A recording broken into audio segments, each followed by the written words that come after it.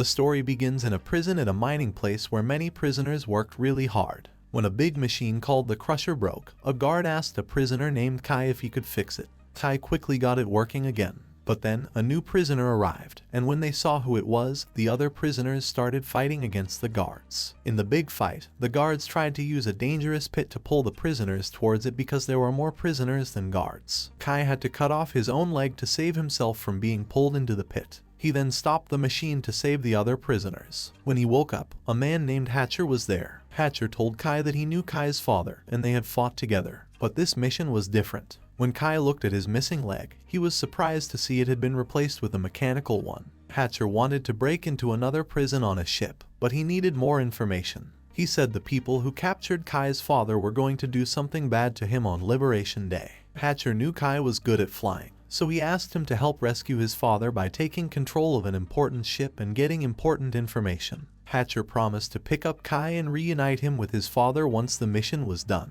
Kai agreed to join the mission, and they traveled into deep space on a ship called the Arrowhead. During most of the journey, Kai was put to sleep, but woke up early to hack into the ship's records through the communication system. Hatcher explained that all Kai needed to do was connect the device, and the wrist link would handle the rest of the work. During the data download, an information pop-up warned Kai about potential vulnerabilities in the system if he continued. He informed Hatcher of this development. Hatcher explained to Kai that the situation was only temporary and urged him to cooperate. After the download finished, Hatcher informed Kai about a strange flare outside the ship and advised him to stay put until rescue arrived. He asked Kai to send the files in the meantime, and trusting Hatcher, Kai initiated the transfer. However, a system failure occurred, causing the ship to become unstable and halting the file transfer. All the safety pods were activated, and in haste, Kai made his way to the shuttle bay attached to the mothership.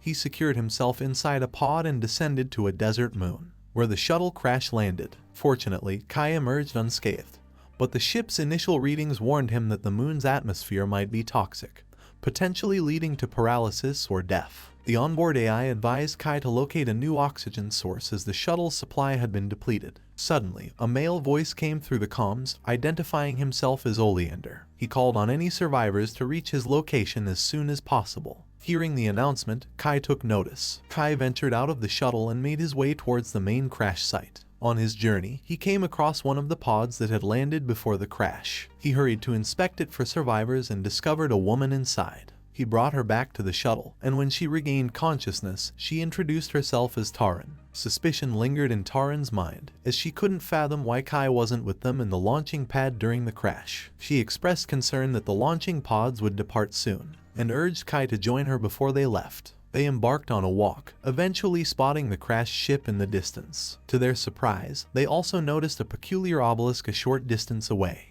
Taran surmised that Kai was working for Hatcher and began to recount Hatcher's dark past. She explained that he had been a ruthless man who raided colonies before the war, resulting in the deaths of thousands of people. Kai dismissed her claims, attributing them to mere propaganda. Realizing that the survivors from her ship would not welcome him, Kai left Taran and returned to the shuttle with hopes of piloting it to reach a nearby station. However, his attempts to activate the shuttle were thwarted when he was informed that he lacked the necessary codes to operate it. With no other options, Kai hurriedly returned to find Taran, who was close to reaching the shuttle. But before they could make it there, the ship began its ascent, leaving them stranded and desperate, yelling in vain for help. Something unseen to them emerged from one of the openings and dragged Kai inside, leaving Taran alone on the rocky moon. Determined to find another survivor, Taran decided to explore the area. As she roamed, she stumbled upon a shocking sight. A naked Kai, covered in a strange substance, lay on the ground with his leg fully healed.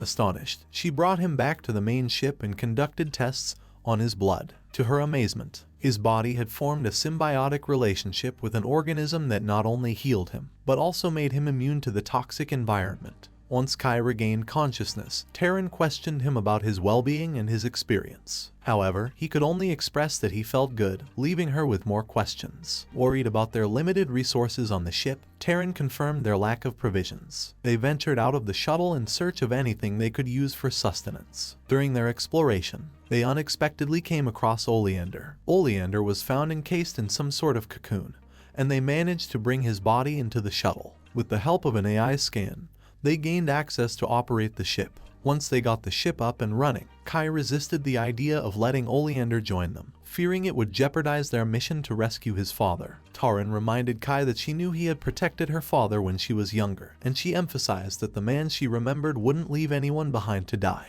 Outside, Oleander regained consciousness, disoriented and paranoid. He began ranting about how Hatcher would kill them all, and he picked up a gun from the floor. Before Kai could stop him, Oleander shot and killed Taryn. Filled with anger and grief over Taryn's loss, Kai retaliated, beating Oleander to death. When Kai woke up again, he found only the remains of 2 dead bodies. Entering the shuttle, he discovered it was almost out of power, because it had been left running for 34 days, roughly the same duration he had been asleep. The AI also warned him that it had detected Oleander's heartbeat while Kai was asleep. Over the next few days, Kai worked tirelessly to restore power to the shuttle, determined to reach New Holland before his father's execution. However, one night, as he lay asleep, he suddenly experienced excruciating pain coursing through his entire body. Managing to pick himself up and venture outside, he felt his body undergo a horrific transformation. The following day, when he found himself naked on the sand, Kai realized that the same symbiotic creature that had kept him alive had caused this transformation during moments of emotional instability. Returning to the ship, he attempted to continue working on the power source, but the AI system informed him that Liberation Day had been celebrated 2 days ago while he was undergoing his transformation. Devastated by the loss of his father and realizing that he had missed the chance to save him, Kai gave up and lay on the ground, resigned to his fate. To come to terms with his situation while residing on the moon, Kai made the choice to manage his transformations, preventing further loss of time. During one conversation with the AI, it presented a theory it had been pondering. The AI suggested that both Kai and Oleander shared a shared symbiotic condition, although Oleander's seemed to be permanent. It elaborated that death was now a part of their cycle. Despite the fact that Kai had initially killed Oleander 3 years ago, it appeared that Oleander's consciousness continued to exist in a newly replicated body. To test out his theory, the R suggests that Kai could kill himself, and listening to the machine, Kai does that. And just as the AI said, he's resurrected into a new body, putting the carcass on display.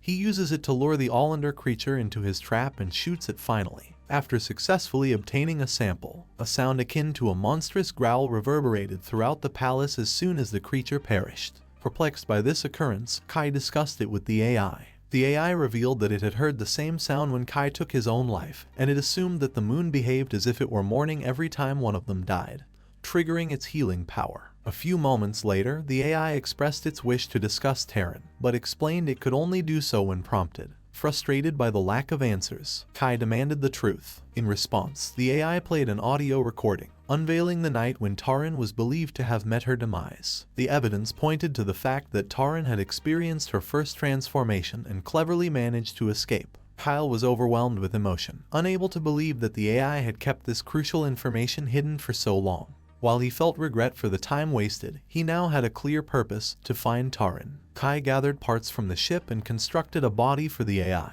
enabling it to move freely. He embarked on an expedition in search of clues about Taryn's whereabouts, exploring the surroundings extensively. During his exploration, he stumbled upon a vast tunnel system that seemed to branch out deeper underground. As they ventured deeper into the tunnels, the AI detected strong electromagnetic impulses emanating from within. Continuing further, Kai discovered their original bodies. Kai found himself trapped in the moon's tunnels, faced with both his and Oleander's bodies stuck to the walls, seemingly merged with the lunar surface. Kai ended Oleander's misery by suffocating him, thereby putting an end to the beastly part of himself. However, he couldn't bring himself to do the same to his original body. Upon leaving the tunnels, Kai discovered clues suggesting that Taryn had successfully launched herself into space, filling him with hope.